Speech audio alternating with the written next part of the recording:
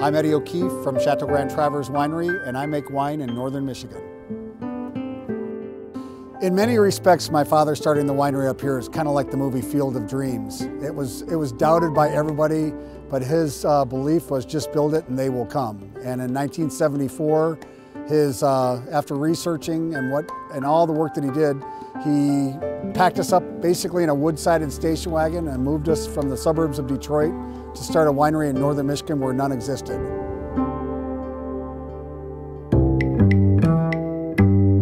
I had an idea that I think we could grow grapes in this area. Did a lot of research on it. I went back into the weather history to 1922. I looked at the snowfall and I made a decision. I had a number of places I looked at, but I liked this place. But if you had to gone here in 1974 when I bought it, and I bought it for pennies, really. The difference was, if you drive into my winery and you look to the right when you come in, there is a sort of a hill that goes up about 30 feet. That's how high the ground was when I got in here on this part of the winery. And I moved 1 million cubic yards into that area to the south, so to say, and I put 900 tons of humus on that. But what I had was the perfect slope. In other words, to be on the 45th parallel, you've got sun 18 hours a day when it counts. So that's the advantage of it. So you got sunlight, which makes photosynthesis, and my feeling is, hey, I know what my degree days are, that will work. We need elevation for warmth, believe it or not. 1 degree difference is the difference between freezing and not freezing sometimes. We have southwest exposure. We have very smooth terrain, which allows the air to flow down and out so that you don't have frost pockets form. And we also have the water that surrounds this peninsula, which greatly tempers the area. So my father felt when he started this is that if you chose a site very, very carefully, that it could be successful for growing these grapes.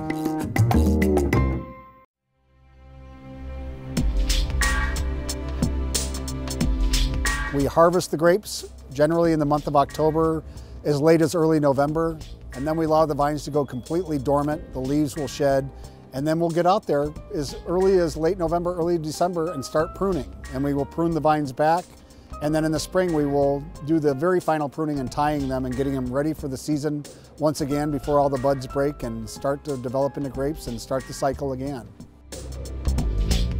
Everybody always thinks that winemaking begins when the grapes are delivered to the winery, but it's our very firm belief, and most fine winemakers believe the same, is that the wine is made in the vineyard. So you grow high quality fruit, and from the high quality fruit you're able to make very high quality wine.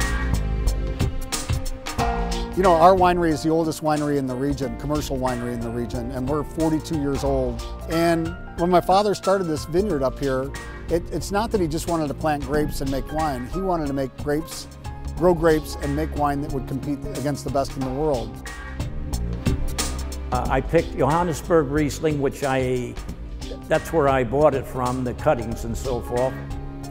We planted those in. Picked Riesling because I knew it's a cold, hard, hardy type of grape.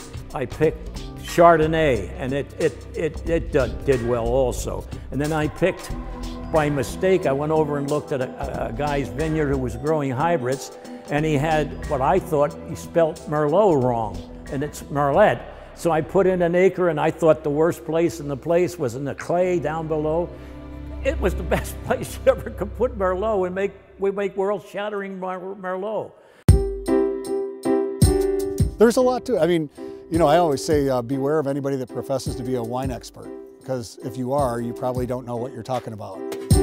Unlike a brewmaster and a winemaker has one chance a year to get it right. You have one crop, you can make or break it with that. And so throughout the course of a winemaker's career, you might have 30, maybe 40 attempts in your whole career to make the wine right.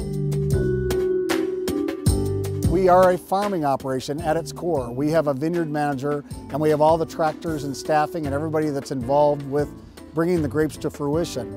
We have a winemaking staff, which is a winemaker, a cellar master, a production manager for bringing the wine all the way to fruition again. And we also have a retail store operation and a winery inn. So we are very, very multifaceted. This is not a hobby.